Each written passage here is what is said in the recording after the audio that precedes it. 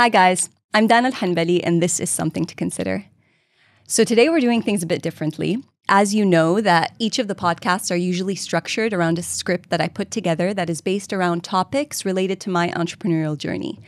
But the more I thought about it, the more I felt like if I wanted to really generate the kind of depth I envisioned for Something to Consider, guests would eventually be involved, especially when it came to the notion of me trying to find different ways to consider specific topics. That being said, I feel very privileged that my first guest today actually agreed to come on the show at the very early stages of its development. It really reaffirms my impression of this person to begin with, from his humility as a human being to his commitment to his mission of educating and sharing his knowledge of mental health with the rest of the world, whether it's through his own platforms or his business. My first guest is one of the most sought-after bilingual speakers within his field across the MENA region. He's held numerous leadership positions within Kuwait's public sectors in education and medicine. He's a diplomate of the American Board of Psychiatry and Neurology. He's the Chief Medical Officer at TMS NextGen in Dubai. And lastly, but certainly not least, he is the founder and medical director of Mindwell Clinic in Kuwait, which has been offering various treatments and counseling services for mental health for the past 7 years. Dr. Mohammad Alsuwaidan, thank you and welcome to Something to Consider. Thank you so much. It's an honor, and that was a very kind introduction. Thank you so much. Honestly, it was just a quarter of what we should be saying about you, because you really do stand out as someone in this profession. And if I'm being very honest, someone who has very much been open about kind of sharing the vulnerable side of this business. It's the first time that I really ever interacted with a man talking about the topics that you talked about very publicly and within the setting of entrepreneurs. So it's quite nice. Thank you. I think part of that comes from a background of having lived in different places, experienced different cultures, and knowing what it's like to be an outsider. And I think not just for me, for any person that goes through that, you may relate to this, is you develop a sense of empathy and a sense of hopefully humility and wanting to have a mission and give in that mission. Well, I can definitely attest to sensing that from you from the day that we met. When it comes to this specific topic, what I'd like to discuss is mental health in the entrepreneurship space. I think what I'd like people to get out of this conversation is how and when do we actually start to think about getting help, especially when there's such a stigma around this idea of getting help, not just for entrepreneurs, but really people in leadership positions. And what's interesting about you is that you not only are within the field, you're an entrepreneur yourself. I guess I've become one, unintentionally. Unintentional. Oh, so the ambition wasn't to have a clinic of your own? Well, it was, but you know, as a doctor, sometimes the ambition to have a clinic of your own, the drive is not entrepreneurial as much as it is I want to practice medicine at a larger scale or at a more independent scale. Okay. And so as doctors, I think a lot of us are trained in minimizing risk, which is not an entrepreneurial spirit, right? But then you realize when you're doing a clinic on your own, oh, this is a business, right? So I have to run it now efficiently, but how do I run it without compromising my clinical care? And so you have to develop strategies and form an organization that takes care of that so you can still focus on your craft. That's a tough part of being a business person in medicine. Yeah, I imagine so. Yeah. Then I guess it's a great place to kind of start with my kickoff question. What actually got you into this industry? Because you have a couple of different degrees. You specialize in mood disorders, but you're also a psychiatrist, and psychology is what you do in your business. So yeah, so I'll walk you through that. So I trained in medicine, so I have a bachelor's in medicine and surgery, and I was always interested in the brain. So I wanted to be a neurosurgeon at first because I thought, well, what's the most difficult brain specialty? Neurosurgery. When I did my rotation in neurosurgery, I didn't like it just wasn't for me. I didn't like the outcomes with patients. I didn't like the lifestyle of a surgeon. And so I explored a number of different brain specialties until I happened upon psychiatry. Usually medical students in your final years, and then also when you're graduating is when you're deciding, what am I going to do for my residency? What kind of doctor am I going to be? And then I went to Canada and trained in psychiatry. And mood disorders is a subspecialty within psychiatry. So after I finished my psychiatry training after medical school, then I decided to subspecialize within mood and anxiety disorders. And then I did a master's of public health, which is very different because it takes you from the individual. So all doctors focus on the individual and on the acute, which means when a person is sick, how do I diagnose that illness? And then how do I treat that illness? And that's really important. It serves a role. But it can be sometimes short-sighted. We don't focus in medicine generally until recently on preventative medicine and larger scale issues like not only nutrition and exercise and so on, but even larger scale issues like how do we build our societies in a way that the built and the social environment promote health. So that's what I learned in public health school. Wow. And that really helped me when I came back in serving not only patients, but then in large organizations that serve healthcare. How do you bring that spirit of looking at it from a very macro vision into promoting health, in my case, mental health. Yeah. But like this fascination with the brain, I mean, did that come from something specific growing up? Because I'm definitely fascinated with it now. Right. After I've gone through all of the necessary breakdowns that I needed to get to this space where I'm educating myself. But you started quite young. Yeah, I guess when I was a kid, whenever my parents or relatives asked me, what do you want to do when you grow up? And my answer was always a scientist. I always was interested in science. I'd have chemistry kits growing up and so on, but I didn't know what kind of scientist. And I was always a people person. So when I came close to graduating high school, I thought, well, what's in science and then still works with people and has somewhat of a art to it? And, I thought, well, medicine. Medicine is, and I had the grades to get into it. So I went into medicine. And I was interested in medicine as a whole, as a science, the science of medicine, if you will. But then when you learn medicine, you learn about different organ systems in the body and so on. As soon as I learned about the brain very early in medical school, I was hooked because it was like, well, it's the most important organ. It's, 2.5 kilograms, but it takes 25% of the body's energy.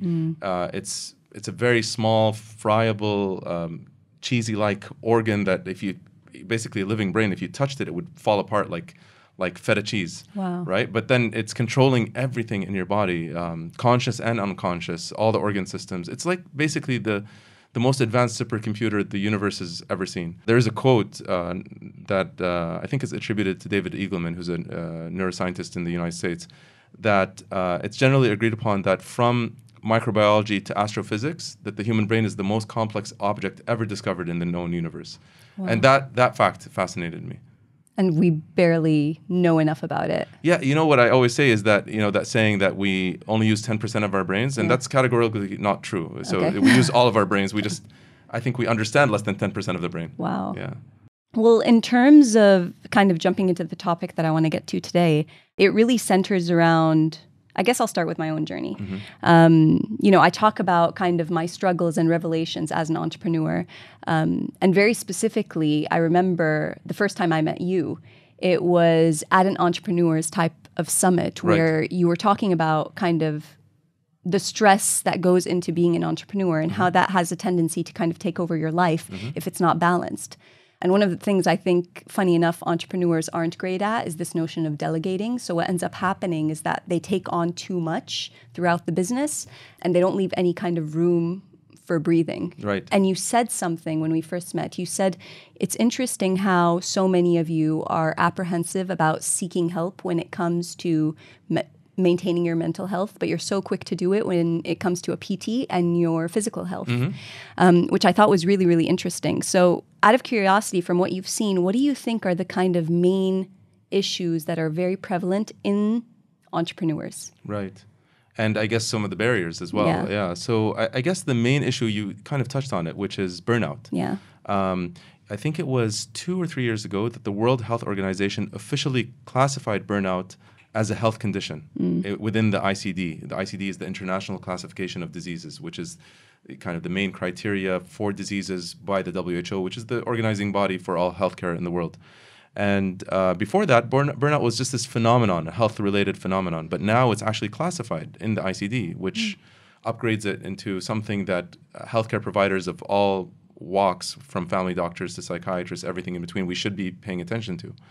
And it leads to a lot of changes in the body, because if you're burnt out, then that's going to affect your levels of cortisol and other stress hormones, which can increase your blood pressure, which can increase rates of obesity and diabetes, and which can also affect your mental health. So it's all connected. And it is very interesting that entrepreneurs will take care of their physical health. I mean, not just entrepreneurs, a lot of people will take care of their physical health. Mental health is the last thing you'll think about. So that's one thing. Burnout, I think, is very, very common. The other thing I see a lot, specifically in entrepreneurs, is anxiety. And anxiety can take many forms. The form I see mainly in entrepreneurs is performance anxiety or generalized anxiety. So performance anxiety is a very specific form of social anxiety. So very severe social anxiety, people would be socially anxious in any kind of setting, in an interview, in giving a lecture, in even ordering at a restaurant or walking in front of people or going to a large gathering. But performance anxiety would be things an entrepreneur would do, chairing a board meeting, giving a talk to employees, doing a TV interview. And so some entrepreneurs will develop or already have a form of performance anxiety. And then there's generalized anxiety, which is generalized worries all the time about everything, their business, their employees, their career, their health, their wealth, everything. They worry even about the fact that they're worrying. Yeah. And then that can lead to problems like fatigue, difficulty sleeping, IBS, like irritable bowel syndrome, lack of concentration. And interestingly, what I see a lot is irritability. And I've seen that in people from all walks of life, but I've seen it in entrepreneurs a lot. They'll come to me and say, I'm irritable. Yeah. I'm irritable all the time. And I'll say, you're anxious. And they say, well, no, I'm irritable. And I say, yes, but that's the tip of the iceberg. You're anxious. It's almost always a sign of anxiety, irritability. I find that really I can relate to all of those things. And I think what's interesting is that as because I was very specifically in a leadership position, there was an assumption that I always reflected enough to know what was going on inside of me. But it took me completely burning out to realize that no, I need help and I need to find a way to deal with this, because I'm no longer doing myself justice in terms of giving what I need to do to my business and for the rest of my life. Right. But on this topic of anxiety, I heard something that was quite interesting.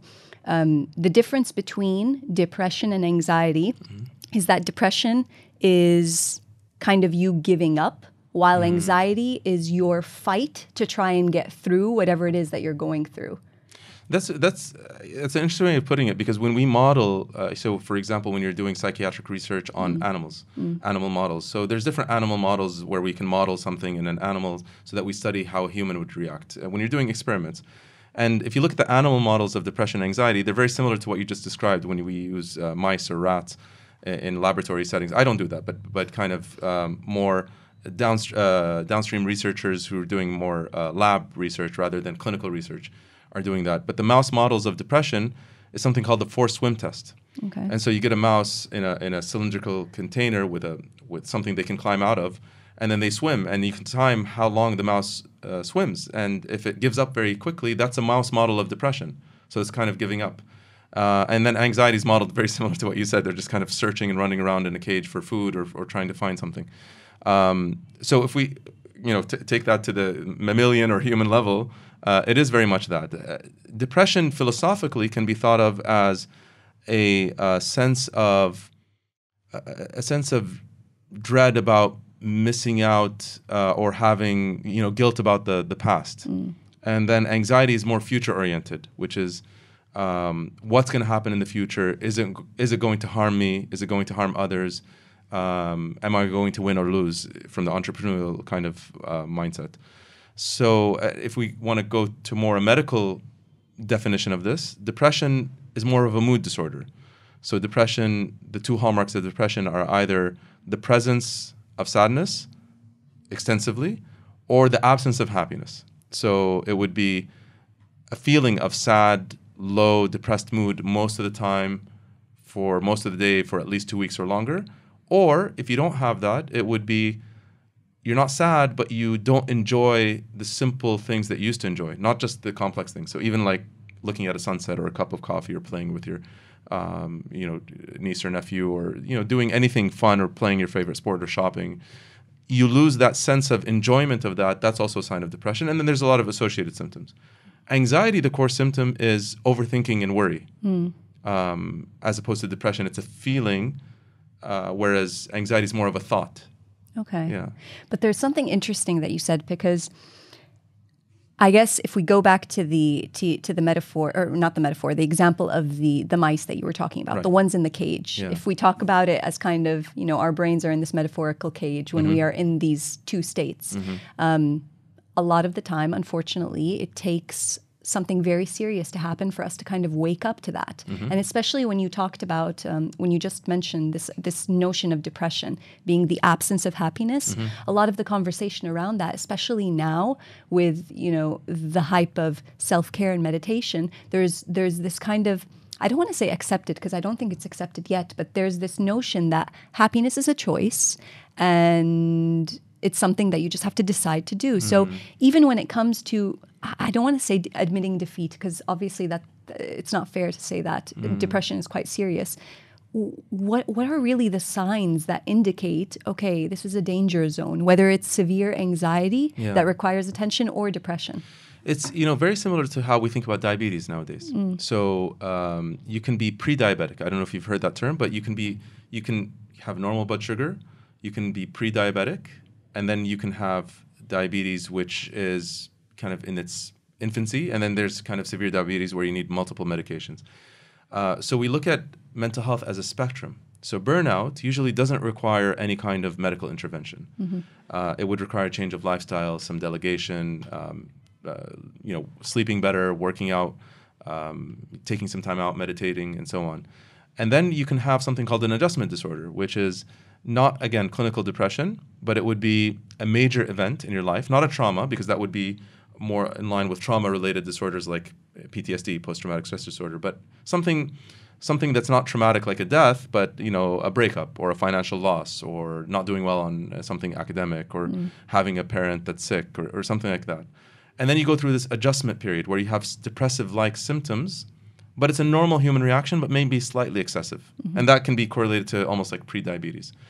And then clinical depression, when you need to see a specialist, of course, in any of these stages, you could see someone because early intervention always leads to better long-term outcomes. That's a rule in medicine, not just in psychiatry. Early intervention leads to better long-term outcomes. But depression per se would be at least 2 weeks of having low mood or loss of interest all the time. And what I mean all the time is from the moment you wake up till the moment you sleep for at least 14 days in a row. And people think, well, that's a low criteria. It's actually not. Think about times you felt sad in your life, and we all do as humans. Do you actually feel sad from the moment you wake up till the moment you sleep every day consistently for 14 days in a row without there being a grief event happening? And without having used a substance and without having a medical issue that causes depression like low thyroid. And then associated with that, you have to have multiple associated symptoms like disturbance in sleep or appetite or hopelessness, suicidal thoughts, things like that. And it has to lead to a loss of function. And that's really the core. When people ask me, when do I seek help? My answer is when it's started to affect your function in one of 3 major areas. If you're studying academics, if you're not, your occupation, and your social life. So if any one of those areas is affected, then you need to reach out because, again, early intervention is going to lead to better long-term outcomes, but it's also never too late to intervene. And the intervention isn't always medical. It could be a change of lifestyle. It could be meditation. You mentioned one thing earlier. Sorry, I'm giving a long-winded answer, but the kind of acceptance of meditation and, happiness is a choice. I believe in that to a degree, but I also believe that sometimes that can go toxic, like anything, and it can be like a toxic form of positivity that, I saw a cartoon once where it was someone with, I think, a broken leg, and it says, someone's saying to them, have you tried walking? And, and then below it says, what if we treated mental health like we treat physical health? Like, if we said to someone depressed, have you tried, laughing? Have you tried not crying? Yeah. But sometimes not in their hands. Interesting. Whereas that would work for someone with burnout. Yeah. Willing yourself into that would work. So we need to know what stage the person's in. Okay. Yeah. Okay, interesting. What do you think you would consider some common misconceptions about mental health that you've encountered specifically in this type of conversation? And when I say this conversation, I'm not just talking about diagnosis, I'm talking about people's assumptions of what that means. Because for me, I think that's where the stigma stems from. It stems from not just how I feel about what I could have, it stems from how you as my friend are going to react to me thinking that I am burnt out, that I am depressed, that I am anxious. Like I remember for me, it was really difficult to actually come out and say that I'm burnt out because it just felt like I was a failure. Yeah. But that's half the battle, right? First of all, to identify it to yourself and then to speak it out to someone who could hopefully help. Now, it's interesting. That makes me think of a study a friend of mine did in Kuwait, Dr. Nick Skull, to give him a shout out. He's a really great psychologist based in Kuwait and the US.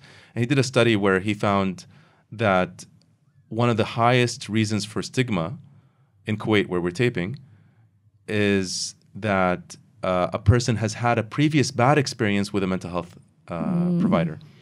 And that puts the onus on us as mental health providers, whether psychiatrists or psychologists or social workers, to really up our game, especially in a place that's underserved. But coming back, what are some of the common misconceptions is that if I go to a mental health specialist of any walk, that equals being quote unquote crazy or losing my mind or admitting defeat.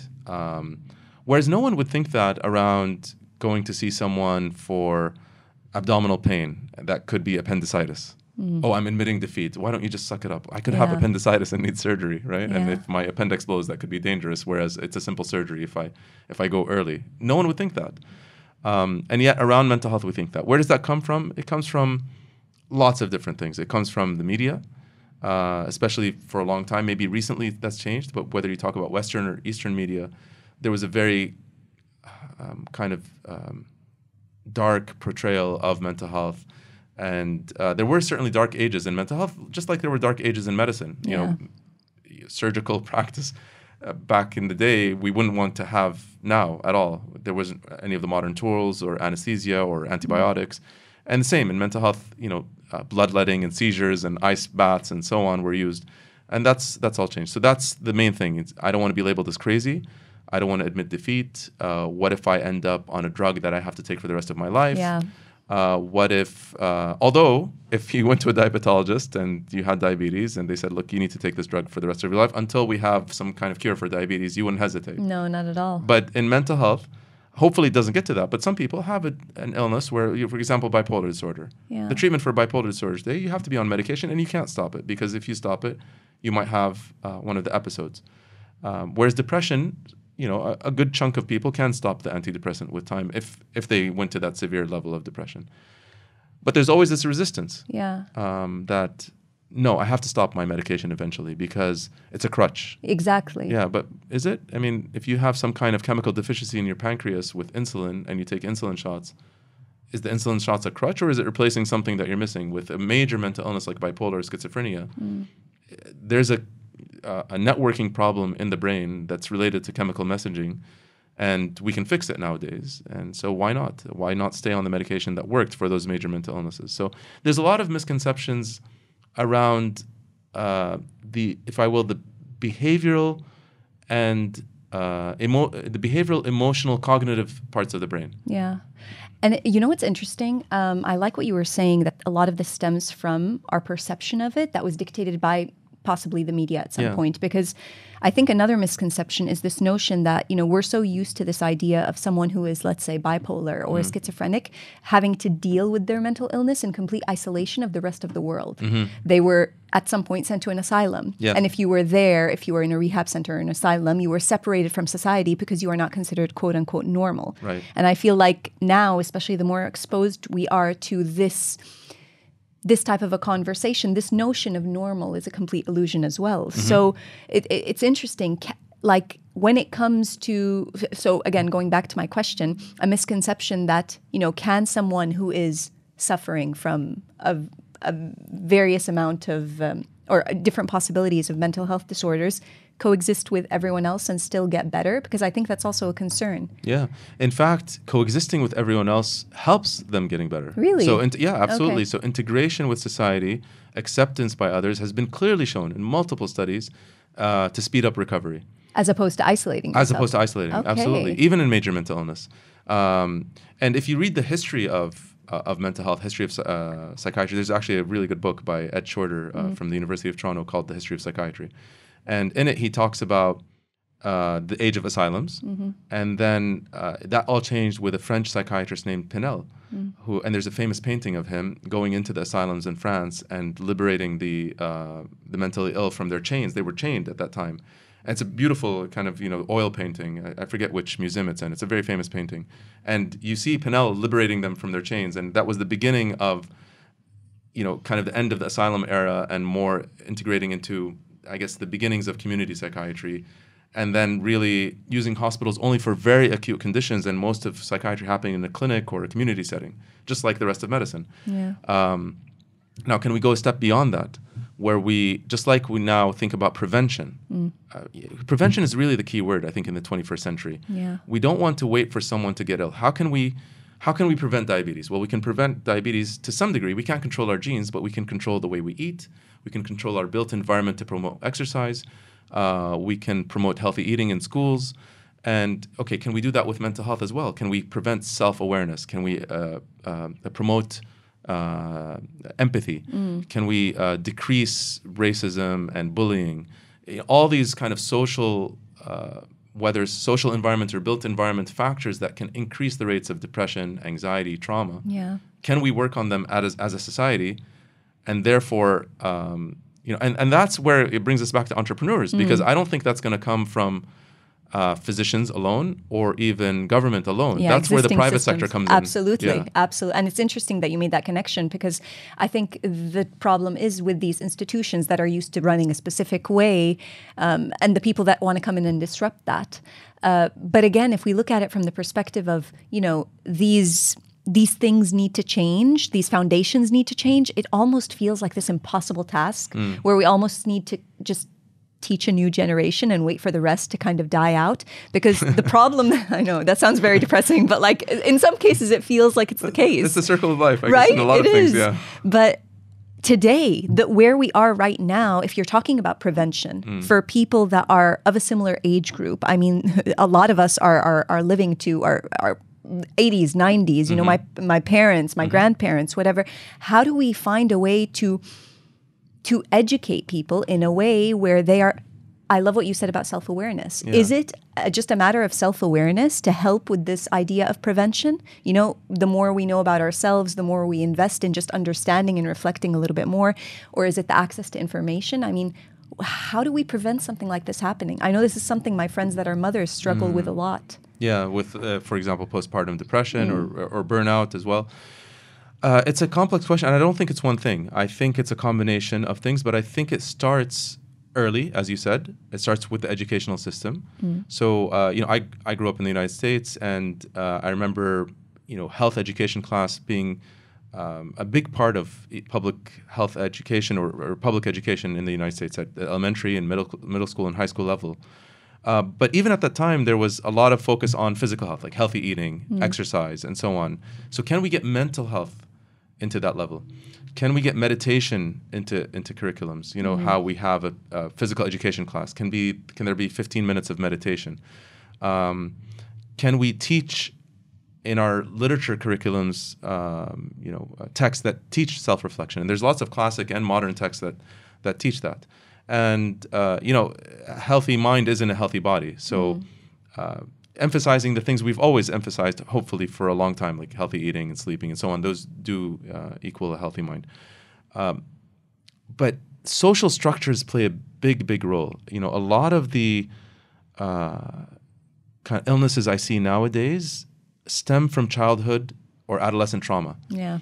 And trauma, now we're understanding trauma. Before we used to think about trauma as a veteran coming back from a war, or someone who survived an earthquake, or God forbid, a robbery or a sexual assault or something like that. But today we think about trauma as chronic bullying, or chronic sexism, or being ostracized because of your race or your creed or your religion.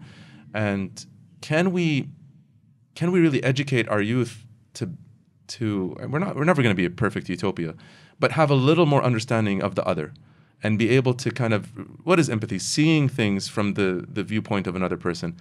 And I gave a talk about this once in the National Union of Kuwaiti Students conference, that if we developed empathy more at the youth level, a lot of the issues we'd see nowadays associated with trauma would be much, much less than before. And we'd be left with trauma stemming from war and natural disasters and so on. So I think that's a big piece of the puzzle, empathy and interesting. Education. Yeah. Well, it's interesting to think about kind of how the role of empathy is so much, I mean, I even think about how it would work within the dynamics of a family. Yeah. Because I feel like that's also where it all starts, right? Right. Your family environment and how empathetic families are to each other. Right. And you learn it from your parents. Completely. As well. Yeah. Completely. It's something that's inherited and Right. it kind of just keeps going.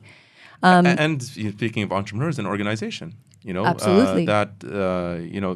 I've worked with organizations where I've given talks to, and you can tell that the organization is very empathic. You see how the employees deal with each other and the supervisors interact with the employees, and some organizations that are just work and no empathy, and it's just bottom line and so on. So and I do think it makes an organization more successful to have empathy within the organization, because people become more driven by a mission and a sense of meaning. Yeah. And that's what, by the way, that's what drives a human being. Absolutely. A sense of meaning. Absolutely. Yeah. So if they find meaning in their work, Yeah. then they're going to perform that much better than the organization as a whole is going to succeed. 100%. And I was just talking to someone about this because this is something that, I mean, especially in my industry, communications and brand building and things like that, this notion of incorporating some sort of larger purpose into what it is that we do really does help in terms of elevating morale and just making people feel like they're a part of something bigger. But the challenge is we can't ignore the fact that the dynamics of work has completely changed.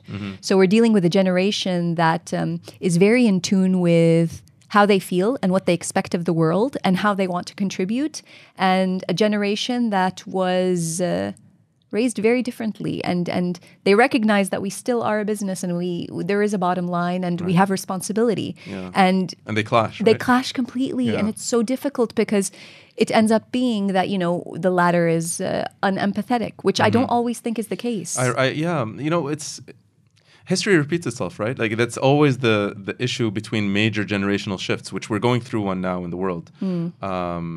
So I think that's part of what you're alluding to. It's more of a kind of social psychology, if you will. Yeah, it is. Yeah.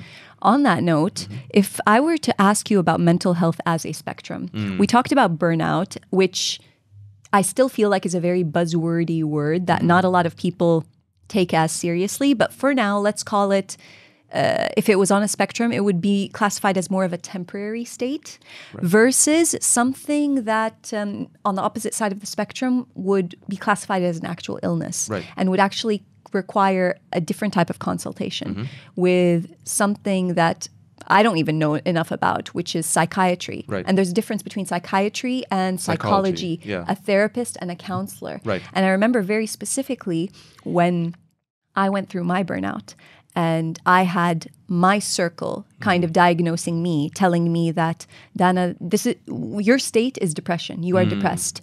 This is what it looks like. It's anxiety. It's whatever. They felt like it was just easy to just put a label on it, to the point where I just genuinely felt overwhelmed because I just felt like, okay, something's wrong. And I called you. And it was you educating me on the differences between all of these, different verticals. So can you talk a little bit about that? Yeah. And in your case, we thought it was burnout, not depression, thankfully, because depression is harder to treat. But I mean, had it been depression, it would have still been, there's still ways to fix it. Yeah. So burnout encompasses more feelings of exhaustion, detachment, and a lack of sense of meaning.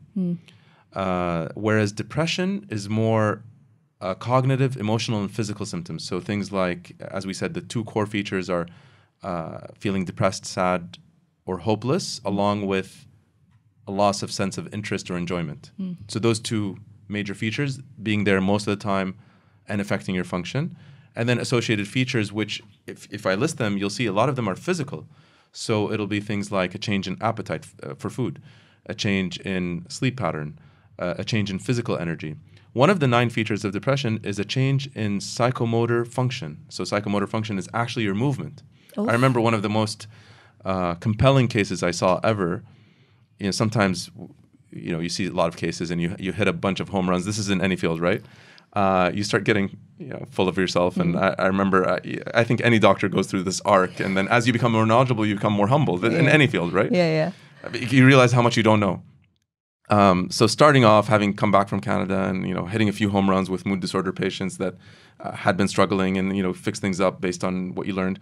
So this patient walks into my clinic and, sometimes I test myself, not that people's lives are a game, but, you kind of are testing yourself for your knowledge. And sometimes patients walk in and you think to yourself, I bet by the end of this consultation, it's going to be either this or that. Okay.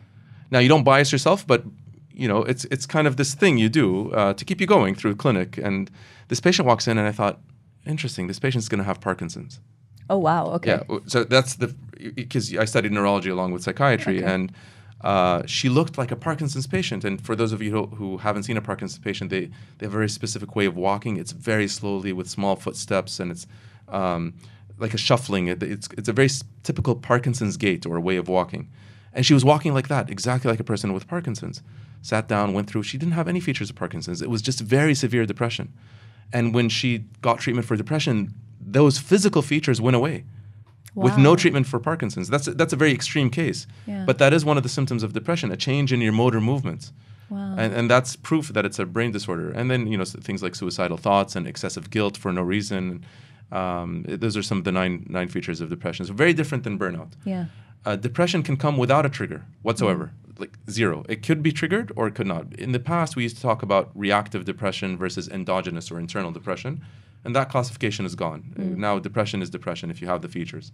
Whereas burnout, it must be triggered by something, usually workplace burnout, but also we see things like caregiver burnout. Yeah. Or, we with see mothers. That well, not even mothers. I see that with children of elderly patients or a person going through a really terrible illness like Alzheimer's or cancer. Yeah, and they have to take care. And they take care of them all the time, and you're doing your job, and then you're taking care of this parent or son or daughter. It takes a toll on them. Absolutely, and they go through caregiver burnout. And so that's one of the things, for example, when I see an Alzheimer's patient, I always make it a point to address the caregivers coming with them because Alzheimer's has been shown to have the highest rates of caregiver burnout of any medical illness. Wow. So that's something you need to address because if you don't take care of the caregiver burnout, the patient isn't going to do well with their Alzheimer's because they don't have that support without burnout. So that's kind of the spectrum of burnout versus, in our case, we're talking about workplace burnout. Yeah. And that's what we talked about with you because you had gone through a huge amount of stress with work, as almost every entrepreneur does. Correct. And at a certain point, you could burn out. And the name is interesting, isn't it? Burnout. It's like a machine that you haven't taken to maintenance or ran out of oil, right? Yeah. And so the gears are rubbing against each other, and they're just the metal on metal, and it's just burning out. That's. But that's what's interesting, and again, I had in my specific case. A lot of things had to happen at once to get me to a point where there was storm. literally, Yeah. that's literally what it was. Yeah. It was the perfect storm. Yeah. But going back to the point, okay, the spectrum does exist, but where does a psychiatrist come in and where does a psychologist come in? Sorry, I forgot that part of your question. No, it's okay.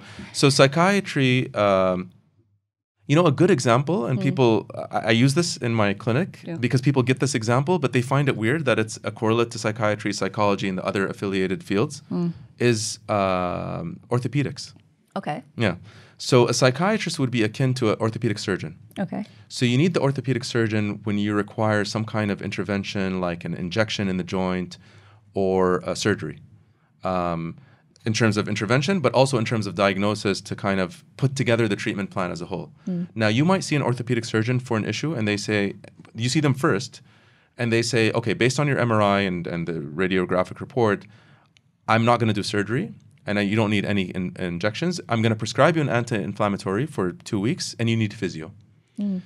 So psychiatry and psychology would be like that. So psychology and psychiatry can diagnose. It's probably better that the psychiatrist diagnoses, unless you're dealing with a kind of more senior clinical psychologist. But in general, it's better that the psychiatrist diagnoses because the psychiatrist knows also the medical illnesses that could mimic a mental illness. So, for example, hypothyroidism, low thyroid, can mimic depression. Oh, wow. Parkinson's can mimic dementia.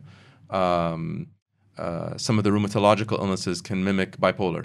So a psychiatrist who studied medical school would be aware of that. So they would know how to diagnose, which tests needs to be ordered, what are the criteria, and then putting together the overall plan. And if that plan involves a medical intervention, such as brain stimulation or medications, they would take care of that plan. In general, almost any mental health condition would do better with therapy, talk therapy of some kind, just like almost any bone condition would do better with physio.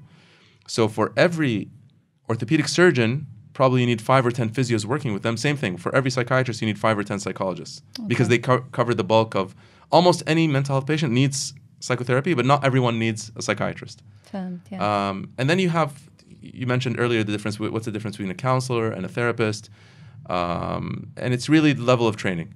So sometimes a social worker can take courses in counseling, or someone could take basics in counseling psychology, and then psychotherapy is usually a clinical psychologist who's done more years of training and studied many different fields of therapy. Because just like there's different medications, there's different fields within therapy. There's cognitive behavioral therapy, psychodynamic or analytical therapy, marriage counseling or marriage therapy, group psychotherapy.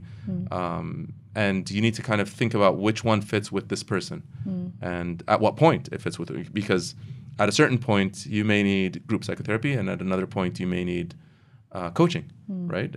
And that could be, you could start to think about coaching as part of the spectrum. Sort of. Well, here's the issue with coaching. Yeah, because now everyone's become a coach. That's my issue with coaching. Yeah. So sometimes when I've given interviews around this, they say, coaches who are friends of mine have a reaction that, oh, of course, you psychiatrists, you don't like coaching because it eats into kind of what you do. And my answer is no. I mean, not even psychology eats into what we do, medicine. My issue with coaching is that very few coaches that I've seen stay within their role. Yeah. So I stay very tightly within my role. I am trained in therapy, but I'm trained in therapy as much as an orthopedic surgeon's trained in physio, maybe a little more. So can an orthopedic surgeon do basic physio? Yes, they can, but it's probably better to refer to the expert and to work together. Can a psychiatrist do some therapy? Yes, but it's better to refer to an expert psychotherapist. Can a psychiatrist or a psychologist do some basic coaching? Yes, they can, but it's probably better to refer to a coach. The problem is most coaches I've seen think they can do coaching, counseling, therapy, and... Yeah, which is quite dangerous. It is. It is. Yeah. Like I'm one of those people that I'm a big believer in therapy. Okay, even before I went through burnout, I tried therapy out. I think it's a beautiful practice, and one of the biggest reasons why was when I initially tried it, I discovered that it's actually less about the therapist helping you fix something, but it's actually the role of the therapist to almost help you reflect and question whatever's going on in your mind, and that's what made me appreciate therapy in my case. Yeah. But how do you feel about this idea? Because I really, truly believe that everyone needs therapy. It's an interesting... So I was actually explaining this today to someone who was... I had a patient I'd seen, and I said, I think you need therapy, and they weren't very convinced. And I was 100% sure they needed therapy. They needed some psychiatric intervention as well, but I could tell they were going to work on the psychiatric intervention, in their case medication, but not work on the therapy, which I thought would be a mistake.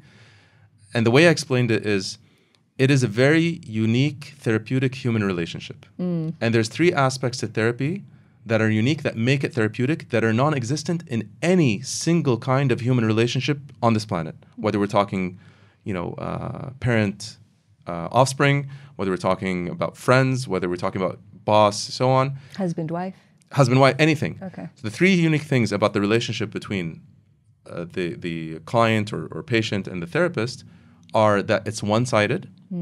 Okay, so the client speaks. You don't need to worry about what the therapist brings into that room. That they need to take care of that outside the room, and they should not bring it in. If they're a good therapist, they should not bring it into the room. So that's unique. Number 2, it's completely confidential. Again, if they're a good therapist, they have an oath to confidentiality. So that doesn't exist, not even with your husband or wife, because there's no oath. Correct. And then the third thing is that it's completely, as much as humanly possible, non-judgmental. And they actually train in this. And when I trained in therapy, one of the things they make you do is to go through therapy yourself, even if you don't have a mental condition or mental illness or burnout, because you want to understand your own emotions and your own issues and your own kind of things you bring from your life and your childhood and your relationships so much that, to the extent humanly possible, it removes judgment from your mind or your heart. So you actually had a therapist? For 4 years. Wow. Once a week. Wow. Can you imagine? So 52 weeks a year minus vacations for 4 years, because my residency was 5 years long. And I started therapy in the second year of residency, which most people in my program did. And it's pretty much mandatory. Okay. At the program where I trained at the University of Toronto. It's semi-mandatory. You can still graduate with it. It's frowned upon if you don't do therapy. They don't feel like you've completed the whole program. Okay, fair enough. I can say without a doubt, it's one of the most important things I've done in my life. throughout my therapy, I was never diagnosed with a mental illness. I was never diagnosed with a major issue. Alhamdulillah, I haven't gone. I've had issues in my life, but I've never gone through a major trauma. Yeah. So at face level, you wouldn't think I would need or even maybe benefit from therapy. I can tell you, it changed me as a person. Wow. And I think what it changed the most is I like to think I was a non-judgmental person. We spoke about this in the beginning, being an outsider, having lived in multiple cultures, so sometimes feeling like an outsider. But man, oh man, after the therapy, I really kind of started to understand how much judgment we have of ourselves, mainly, and of others. And so developing that skill to, my therapist was fond of a word. I'm trying to think of the way he put it, but it was like, it wasn't forgiveness, but it was a synonym to forgiveness. But it was, to forgive yourself and forgive others. It'll probably come to me in a second. But that kind of concept is really, really important. I think the way he thought about it is that was the building blocks for empathy. Wow. Can I ask you a personal question? Of course, yeah. Especially, 4 years, that's quite a commitment. Yeah. Because I think one of the biggest fears that I had and that I hear from a lot of people I know is, even if it's confidential, this idea of someone else knowing so much about your personal history. But my personal question is, how do you feel like those 4 years of you being on the opposite side of, the couch or the office, how has it made you a better partner in your relationship with your wife, and how has it made you a better father to your children? That's a really good question. I think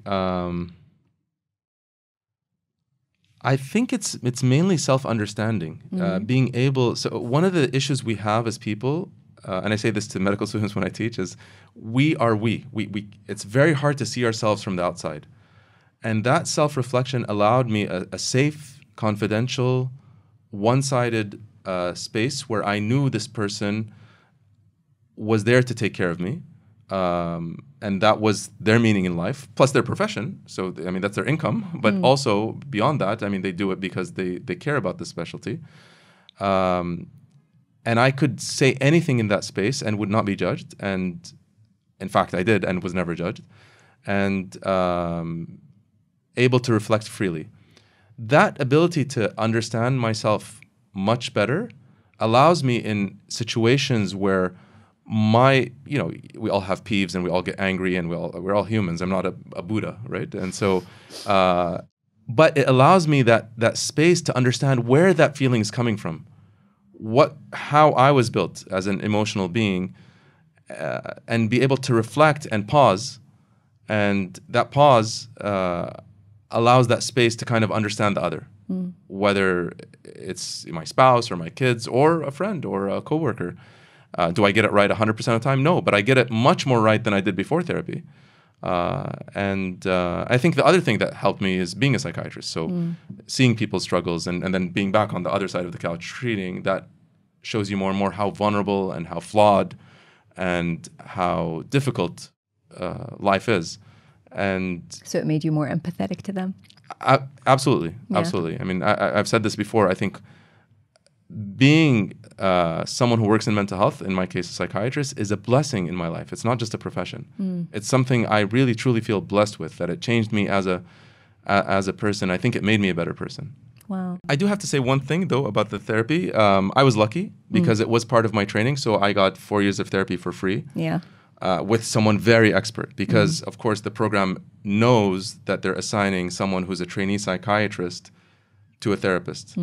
So the whole time, especially in the beginning, whatever they say, you're like, are they using this technique or are they using that? So there's an analytical part to it. Of course. And so they assign you someone very senior. Yeah. So I was very lucky that I was assigned someone very expert, very senior, and didn't have to pay.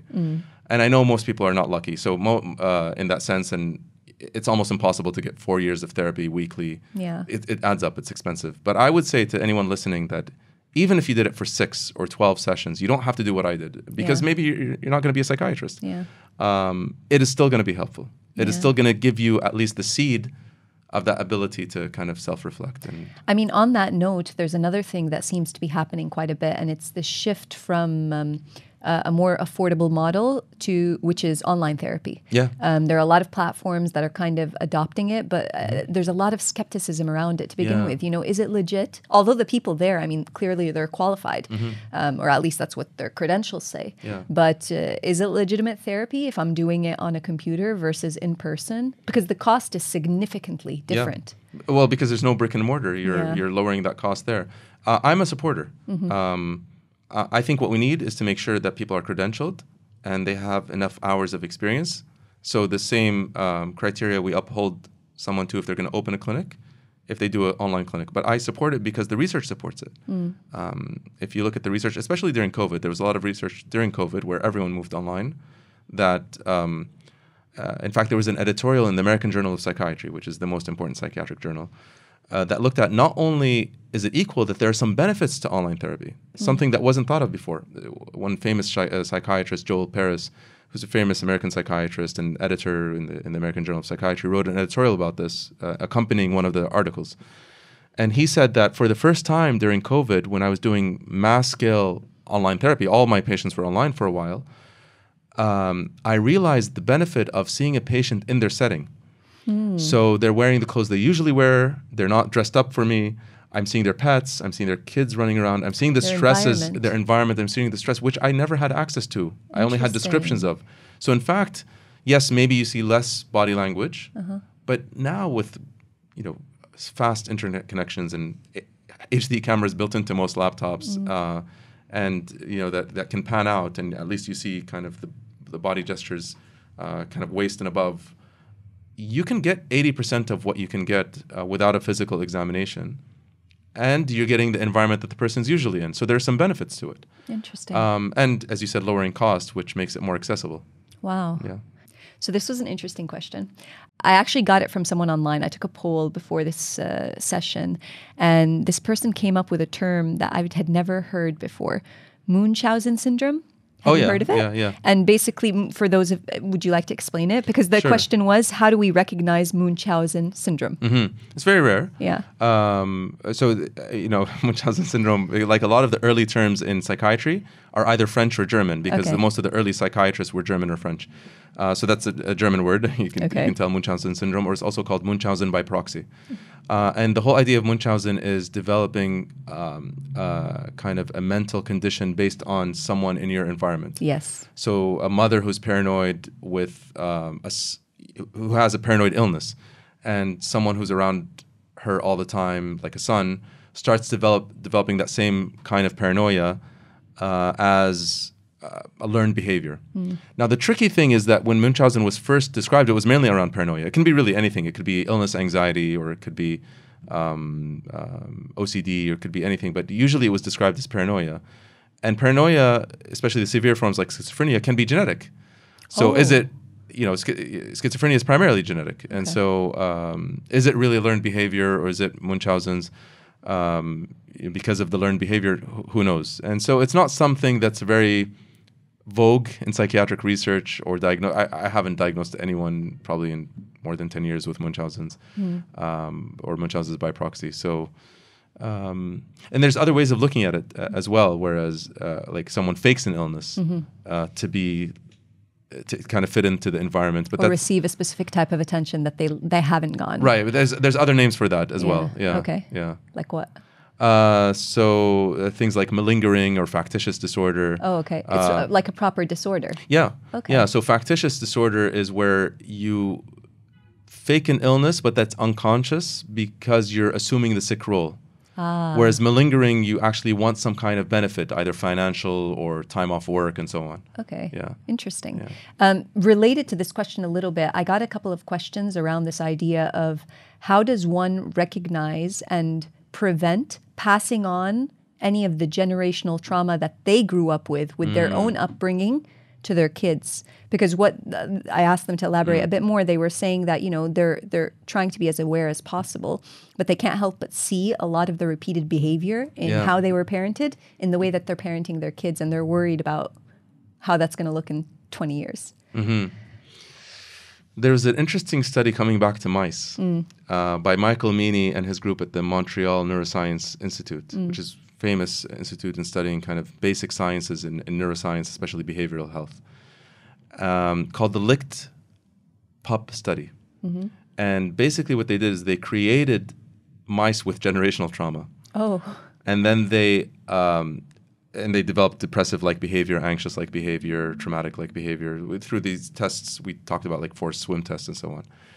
And then what they did is they assigned some of those mice who were generationally breeded to have trauma to caring mice mothers. And Wow. And they bred these mothers to be very caring. And one of the ways mice mothers express caring is to lick their pups. And that's why it was called the Licked Pup Study. So just like a human being hugs and shows physical or emotional kind of warmth, a mouse mother will kind of lick the pup. And what they found is that you could change the mouse behavior, not only in the mouse itself, but also in the generations of mice after it by having a caring caregiver. Now, does it have to be a mother? I mean, psychiatry and psychology are sometimes to blame for always emphasizing the mother. The father is also important, and the society is also important. The friend group, the teachers, supervisors at work, and so having a warm, caring, empathic environment can decrease generational trauma. Interesting. Yeah. But what's interesting about what you said is the focus on it being the environment and not the sole role of the mother. Because I think what tends to happen is that, let's say that primary caretaker, whether it's the mother or the father, that assumes this role and assumes that they're the ones who are going to solve it alone and almost overprotecting this child from the rest of the world, causing a whole bunch of other issues in the process. And they can burn out, right? Completely. They're coming back to burnout. Completely. And it really does take a village, right, to raise, especially in this globalized, interconnected world we live in today. I think extended family, and not in the Eastern society sense of extended family, which is aunts, uncles, grandparents, cousins, but extended family in terms of who are the family you choose, who are the friends you keep close, and the kind of positive relationships that you keep at work, in colleagues, in mentors, and then even within your own family. That concept of who are the family you choose, not just the family you're born with, that can create a licked pup environment. It's interesting that you say that, because I have a question on that note. The way that we are as a culture and a society on this side of the world, Middle Easterners, we're very... we're a lot more family-oriented than I would say maybe the West, just purely from a cultural perspective. Right. Is working with patients or treating patients different in terms of experience here than it is there? Or do we share a lot? Really? Yeah. Like how? In what way? Well, I mean, some things are very similar. So the criteria for diagnosing depression and so on, that doesn't change. It's still, but in terms of how you communicate with a patient and then how much you involve the family, of course, with the permission of the patient, but usually, many patients will want their family involved, especially if their family's caring. I mean, if it's a toxic family, they don't want them involved. And then I'll employ more of a Western perspective where the family wants to come in and I'll say, well, when the patient agrees, right? Okay. But in the majority of cases, they want them involved. And so you need to explain the issue not only to the patient, but also to their family. I wouldn't need to do that in Canada or the US as much. Because if I tell a patient to take their medication, I have less of a fear of the patient going home and then the family saying, don't take the medication, and they'll listen to the family. Or to do therapy. Oh, no, don't do therapy. Whereas here, I have to, one of the first things I've learned when I moved to Kuwait to start practicing here, to ask, which I didn't in the beginning, but you learn through practice, is there anyone waiting outside in the waiting room? And do you want some time for them to come in at the end? I never needed to ask that in Canada. Wow. Almost always people would come on their own. And the answer is usually yes, and I'd have to leave some time at the end for the father, the mother, or the spouse, or to come in and give a little. And I'd say, what do you want me to say, and what do you want me to leave out, and kind of give a brief explainer of what we talked about, what the diagnosis is, what the treatment is. And if I don't do that, the chance of adhering to the treatment, whatever that treatment is much lower. Wow. So that's a big part of it. So we talk about isolation versus enmeshment. The sweet spot is in between, but sometimes families in the eastern part of the world, Middle East specifically, can be very enmeshed, too involved. To an unhealthy degree? It can be to an unhealthy degree. And then sometimes the isolation that I used to see in the West, of course it's not, I mean, I see enmeshment in the West and then isolation in the East as well. But if you take it as a stereotype, enmeshment is more common here. Isolation is more common there. And so you have to be mindful of that commonality and then, I remember practicing in Canada, a lot of the work I have to do is how do I engage this person with people around them in society?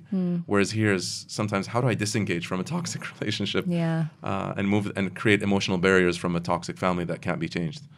Wow. Yeah. Interesting. That's at an extreme. But on that note, I want to move on to another point, which is supporting loved ones. Okay. As you said, this notion of, you called it enmeshment, we call it just being kids of Arabs. Like, it's as simple as that.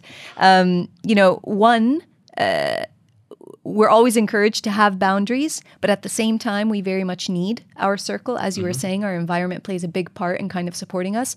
And the tendency is usually to diagnose or to give unwarranted feedback or assumptions on whatever this person's going through. What is the right way to support someone who is struggling? Even if we haven't pinpointed what the struggle is, like how do we do it in a way that doesn't, cross boundaries, doesn't make them feel unseen, doesn't make them feel like we're diagnosing them? I know, especially with parents, they want to help, but sometimes they do it in a way that almost... it makes the children, it makes the partner, it makes whoever almost not even want to address it anymore. Yeah. So is there a right way?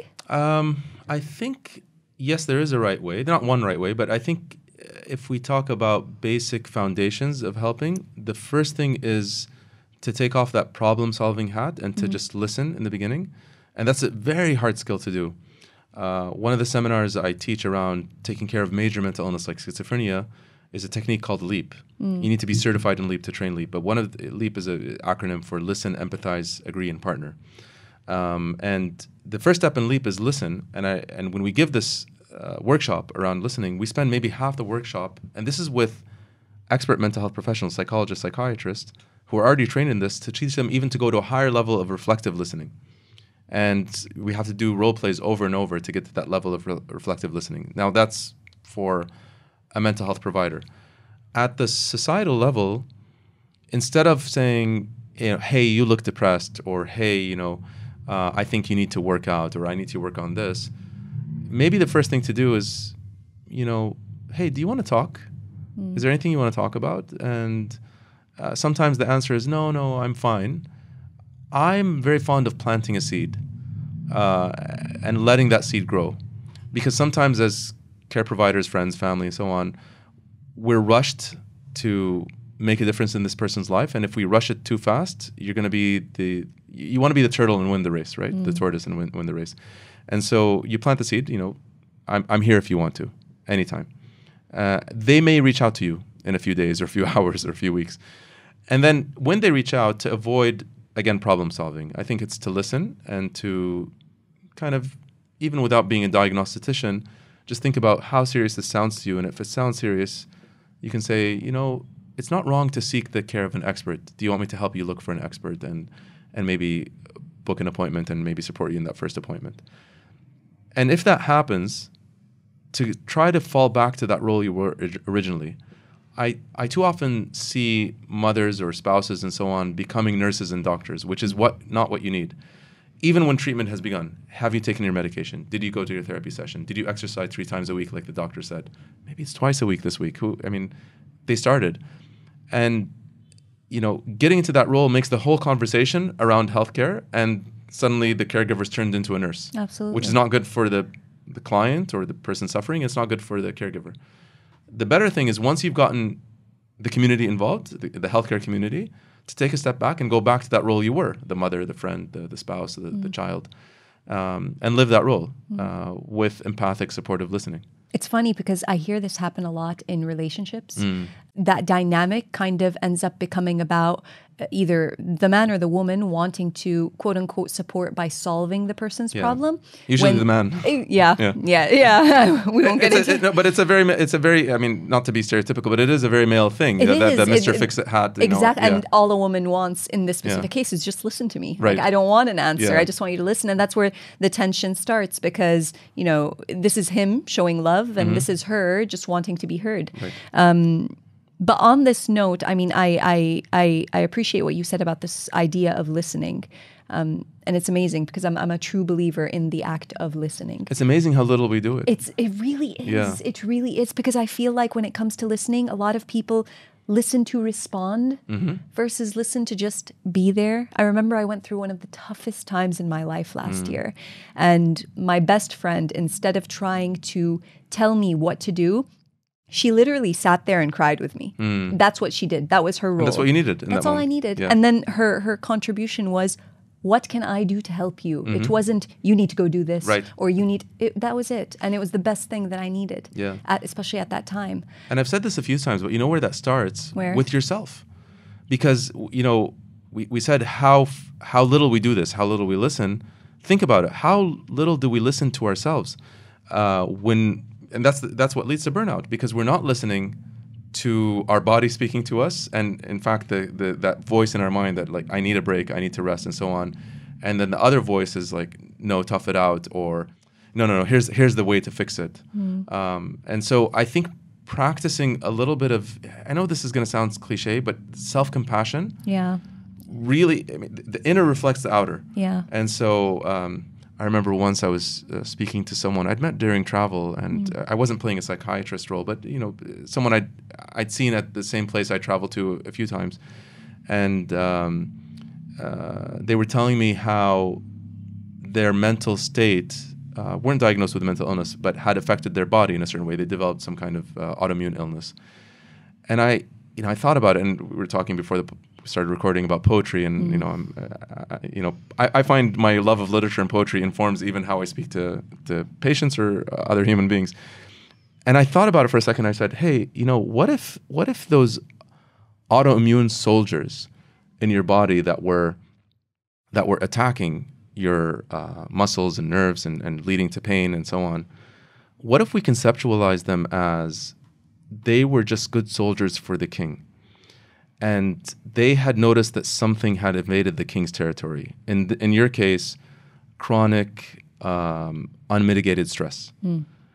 And they realized that there's something on the battlefield, and these soldiers have been born and bred and trained for one thing and one thing only: protect the king at all costs. At all costs, even if I have to destroy the battleground. Right? And so had you actually practice some self-compassion and some stress relief, those soldiers, the autoimmune soldiers, which were destroying your muscles and nerves and so on, might have retreated back to their barracks and said, well, okay, we'll fight another day. We don't need to burn the battleground in order to kill this enemy that we can't see, which is stress.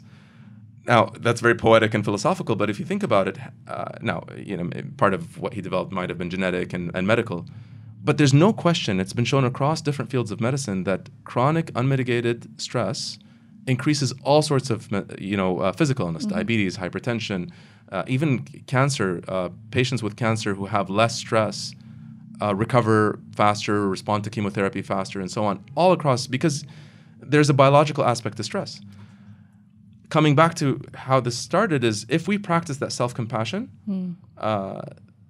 then that's a teaching tool for practicing compassion with others. Yeah. But how can I practice compassion with others when I'm not compassionate with myself? 100%. Yeah. 100%. Yeah. It's interesting. I read something recently that our physiological reaction and neurological reaction to stress is an actual 90-second cycle. And if we actually allow ourselves to go through that 90-second cycle as opposed to resisting it, because resistance prolongs it, because you're not letting your body do what it naturally wants to do, which is protect you in that instance. Right. I found that really interesting. But on this notion, because you talked about poetry, I'm a creative too. I do a lot of writing. I'm in the field of creativity. A lot of people, especially in our field, we're a tad dramatic, but we talk about this correlation between pain and creative expression and the role that it plays and how it almost informs on that.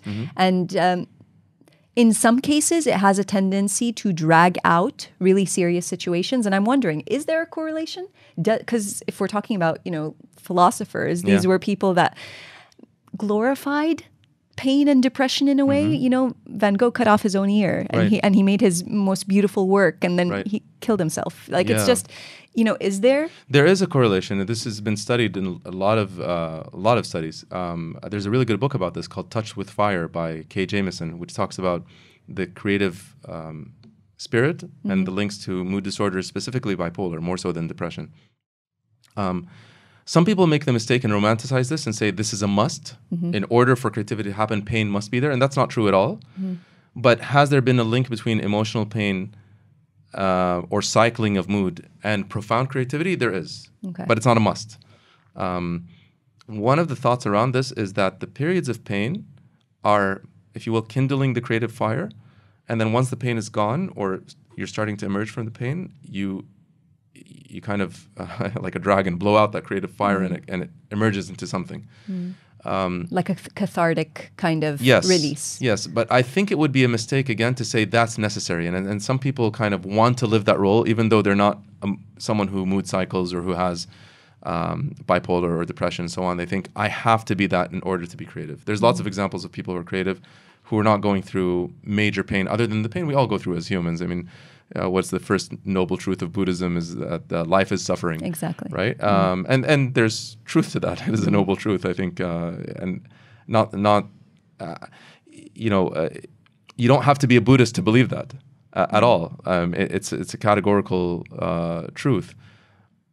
But I think the way it's portrayed is too romanticized sometimes. Yeah, it is. Yeah. You saw The Joker, right?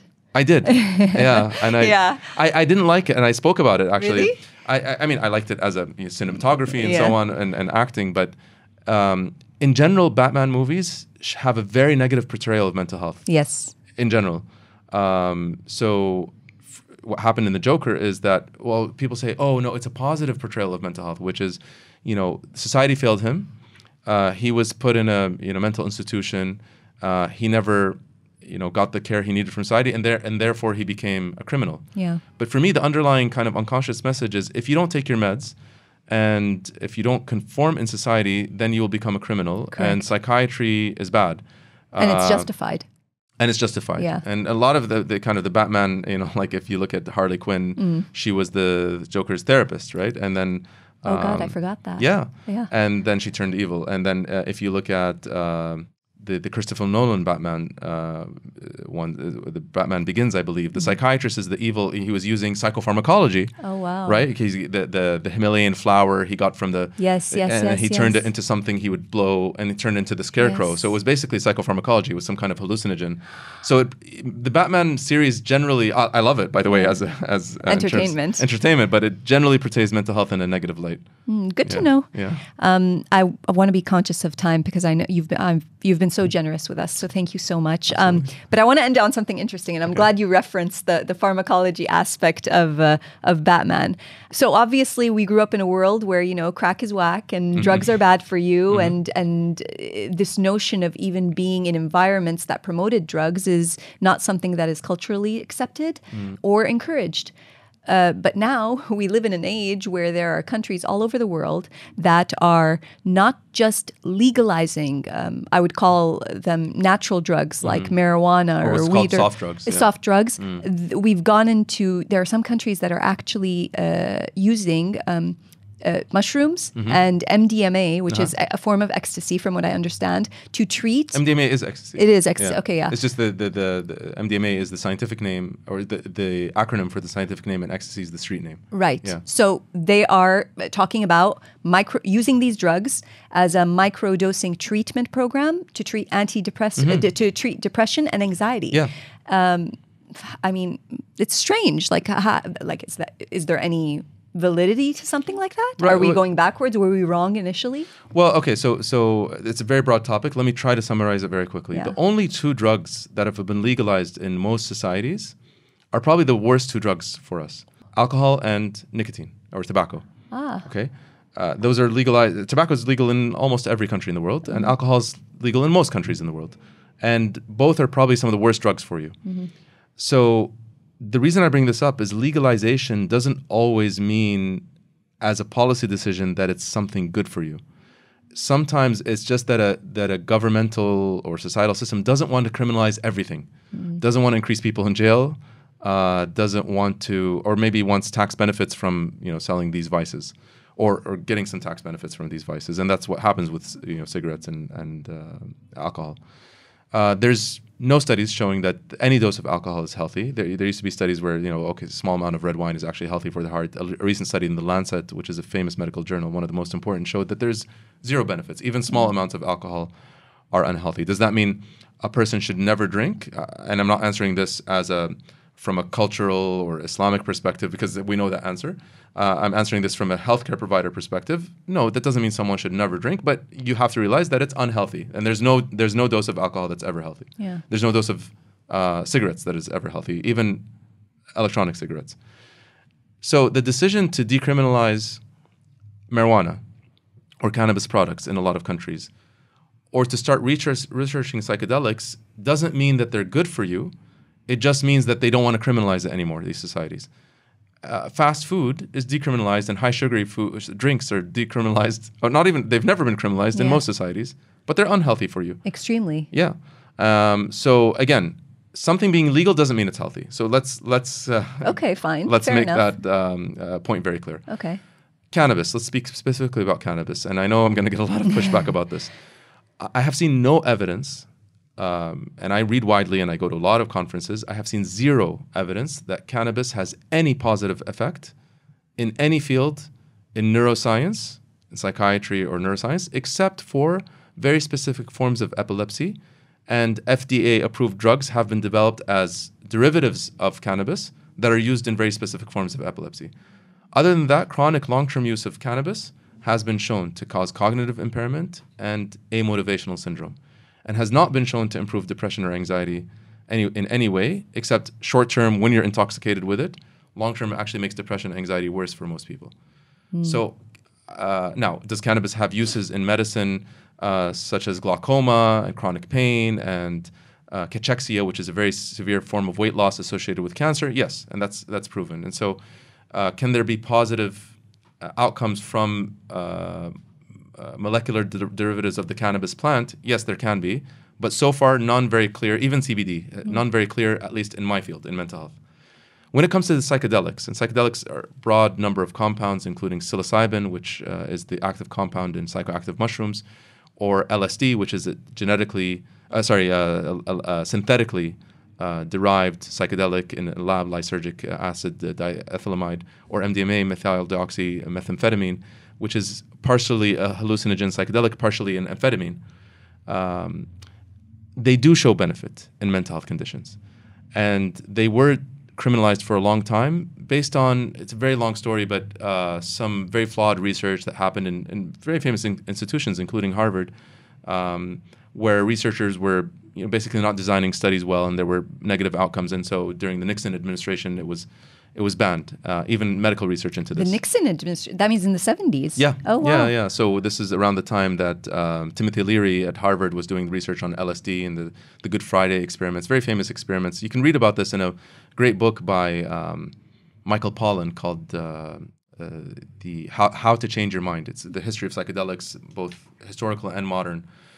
Now there's a lot of research around psychedelics given in very specific medical doses with medical supervision, being very helpful for treatment-resistant depression, for treatment-resistant OCD. And what I mean by treatment-resistant is that these are forms of depression that did not respond to the treatments we have today, like antidepressants or therapy and so on. MDMA for trauma, PTSD, showing tremendous benefit. And so I am a supporter of the ongoing research of these compounds and deriving ways to use them that are non-addictive and medically supervised, so that we can maximize benefit and decrease negative effects. Because that's really the primary oath in medicine, which is to first of all, do no harm. And we know that any chemical compound we put into our bodies, including food, fat, sugar, and so on, can do good and can do harm. And so how can we make sure through research that these compounds are being given in a dose, in a diagnosis, in a setting, and in a supervised way where we're maximizing benefits and decreasing harm? The problem with the gold rush, even in the business world now, because of some of these really amazing outcomes that have come out in some studies recently, including universities like Johns Hopkins, Imperial College London, UCSF in San Francisco, compelling, placebo-controlled, published research showing tremendous benefit. The rush has been to, okay, let's start using them. We didn't even do that with the COVID vaccine. I mean, we rushed the COVID vaccine because it was a worldwide crisis, but there were still placebo-controlled trials. So you still need to go to the regulatory approval to minimize harm. So we can't rush the process. We still have to go through the process. I think they will come to market. And I think sooner than we think. I think MDMA will probably come to market 2024, 2025 for use in PTSD therapy in a supervised clinical setting. You can't take it home and take it. And I think probably psilocybin will come in the next 3 to 5 years to market in some kind of way, because that's how advanced the studies are now in submissions to the FDA and the regulatory agencies. And so in the business world, there is a big rush to, in the pharmaceutical industry, but also in the treat industry, how can we utilize this and make a buck? Wow. But again, we talked about this earlier. You need the private sector because it's not enough just to research it and to regulate it. How do you make it accessible, and how do you make it accessible in a way that adheres to the regulation and that it promotes health. It promotes health Yeah. versus suppresses. Exactly. Which is, I think, the biggest misconception. Yeah. Dr. Mohammad, thank you so much for your time. Thank you. Really appreciate it. It was such a pleasure sitting with you. Honestly, I could sit with you for hours. Pleasure's all mine, my friend. Thank you. It was truly a privilege. And I'd like to thank our audience for listening. If you enjoyed this episode, it would be great if you could leave us some feedback and questions. We'll try to get back to you. And I hope you found something to consider.